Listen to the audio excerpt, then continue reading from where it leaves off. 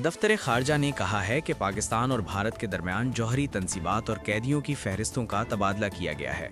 तर्जमान दफ्तर खारजा ताहिर हुसैन अंद्राबी ने हफ्तावार press briefing में बताया है कि आज पाकिस्तान और भारत ने कैदियों की फहरिस्तों का तबादला किया है।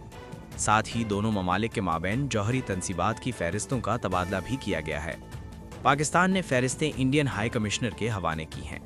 उन्होंने कहा कि दोनों ममालिक के माबैन साल में 2 मरतबा इन फहरिस्तों का तबादला किया जाता है। ताहिर हुसैन अंद्राबी का कहना था कि पाकिस्तान यमन की वहदत और खुदमुख्तारी के अज़्म का इआदा करता है। पाकिस्तान किसी भी एक यमनी फरीक की जानिब से उठाने वाले यकतरफा इक़दामात की मुखालफत करता है। यमन के मामले पर सऊदी अरब के साथ यकजहती का इजहार करते हैं।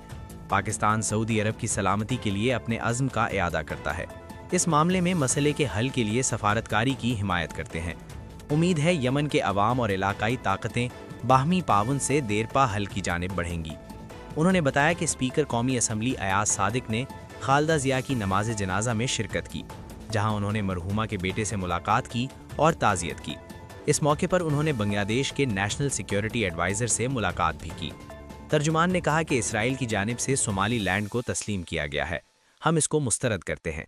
पाकिस्तान सोमालिया की खुद मुख्तारी के अज़्म का इआदा करता है।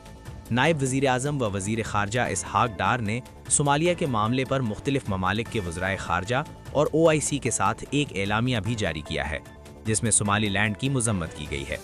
उन्होंने मज़ीद बताया कि इसहाक डार को तबूक के गवर्नर और उज़्बेकिस्तान के वज़ीर ख़ारजा ने टेलीफोन कॉल की, जिसमें दोनों ममालिक के माबैन दिलचस्पी के उमूर पर तबादला ख्याल किया गया।